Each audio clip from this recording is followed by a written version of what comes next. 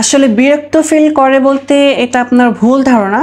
কারণ হাতের ৫ আঙ্গুল সমান না, ৫টা মানুষ ৫ রকম থাকতেই পারে। আপনার কাছে একটা জিনিস ভালো না লাগতে পারে, আরেকজনের কাছে তো ভালো লাগতে পারে। তো আর বিরক্ত ফিল করার কিছুই নাই, কারণ আপনি যেমন স্রষ্টার সৃষ্টি, আমিও তো স্রষ্টার সৃষ্টি, আমি তো এটার বাহিরের কেউ নই। আর বিরক্ত ফিলটা কেনই বা করবে? হ্যাঁ, কিছু সংখ্যক আছে যে তাদের ব্যবহার কেমন যেন, তার জন্য মানুষ বিরক্ত ফিল করে, এটা ঠিক। কিন্তু আপনারাই সেই জায়গায় আমাদেরকে নিয়ে গিয়েছেন কেন? প্রশ্নটা আমি আপনাদেরকেই করছি, সমাজের মানুষকে, যে এই জন্য সমাজ থেকে ছোটবেলা থেকে একটা মানুষ টর্চার পেতে পেতে মানুষটা মানসিক রোগী হয়ে যায়। ফ্যামিলি বলেন, সমাজ বলেন, স্কুল বলেন, প্রত্যেকটা ক্ষেত্রে টর্চারের শিকার হয়। তখন কি মানুষের ব্রেনটা কি মেন্টালিটিটা ঠিক থাকে? কখনই থাকে না। তখন সে একটু উগ্রপানা হয়ে যায়। সব ছোটবেলা থেকে সে মনে করে যে আসলেই মনে সমাজের মানুষগুলো নেগেটিভ, পজিটিভ সে ভাবতে পারে না। যার কারণে সে কি করে, একটু নেগেটিভ আচরণ সবার সাথে করে, এটা করে।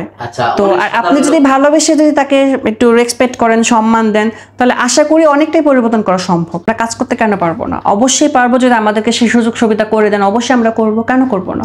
আপনার কথাটাই সত্য, আমাদেরকে আসলে কাজে নিতে চায় না, কারণ আমাদের দৃষ্টিভঙ্গিটাকে চেঞ্জ করতে হবে। কারণ আমি একটা মানুষ, আপনি একটা মানুষ, আগে সেই জিনিসটা ভাবতে হবে। কারণ অন্যের জায়গায় যদি আপনি নিজেকে না ভাবেন, তাহলে তো আমি কিছু করতে পারবো না। আগে আমার জিনিসটা আপনাকে ফিল করতে হবে, আমাকে বুঝতে হবে, তখন যেন আপনি আমাকে কাজ দিবেন, তাই না?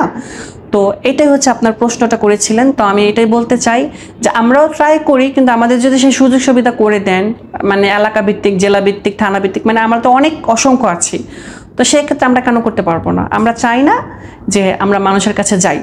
আপনারা একটা কিছু করে দেন, তাহলে আমরা অবশ্যই করে খাবো। এটা সমাজের দৃষ্টিভঙ্গি চেঞ্জ করলে হবে নাকি সরকারিভাবে কোনো পদক্ষেপ নিতে হবে? আসলে সরকারকে একা দোষ দিলে হবে না, এটা হচ্ছে সবাইকে এগিয়ে আসতে হবে। আসলে সবাইকে তো কাজ দেওয়া, কারণ এই দেশে যারা শিক্ষিত মানুষ তারা ঘুরে তো কাজ পায় না, কত পরিশ্রম করে। আপনাদের দেখেনি বাংলাদেশ সম্পর্কে তো আপনার ধারণা আছেই। তবে হ্যাঁ, যারা একটু শিক্ষিত, যেমন আমি তো অশিক্ষিত, আমি এত কিছু পারি না, তবে যারা শিক্ষিত আছে, যারা একটু ভালো মানে পড়াশোনা জানে, অন্ততপক্ষে তাদেরকেও যদি কাজে দেয়, কিছুটা হলেও তো কমবে, কিছুটা হলো মানুষ এই জিনিস থেকে কমে যাবে এবং অনেকটাই পরিবর্তনশীল হবে।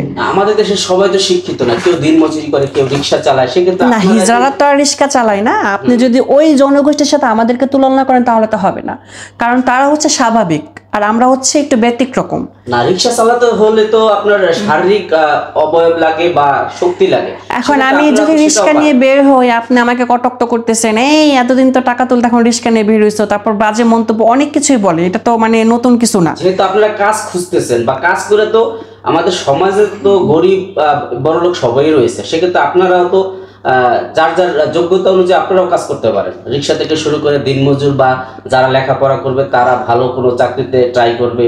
তো সেক্ষেত্রে আপনারা শুধু বিভিন্ন চাচ্ছেন, এবং আমরা এখন দেখতেছি বিভিন্ন হাইওয়েতে বা বিভিন্ন রাস্তাতে আপনারা দলবদ্ধভাবে হন এবং অনেক মানুষকে হ্যারাসমেন্ট হতেও দেখেছে। সেক্ষেত্রে অনেক সাধারণ মানুষেরও থাকে, আপনাদের প্রতি একটা ক্ষোভ থাকে। সেক্ষেত্রে আপনারা এই জিনিসটা ক্লিয়ার কিভাবে? আসলে ভাই, আমরা হয়তো বা 10 টাকা, 20 টাকা, 100 টাকা, বড় জোর 500 টাকা নিয়ে খাই, চলে আপনাদের কাছ থেকে।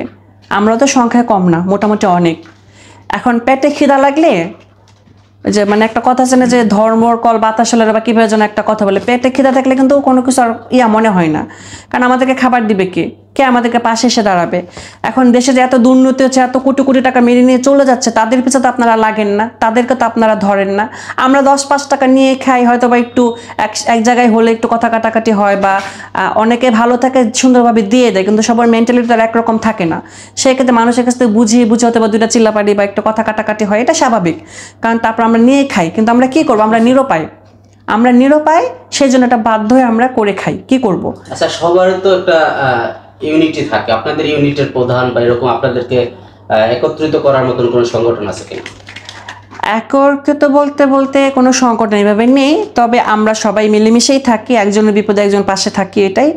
যদি কেউ আমাদের পাশে এগিয়ে আসে এবং আমাদেরকে নিয়ে কাজ করতে চাইলে আমরা করব, কোনো সমস্যা নেই। আসলে আমি আজকে শুনেছি এবং আগেও কয়েকদিন শুনেছি।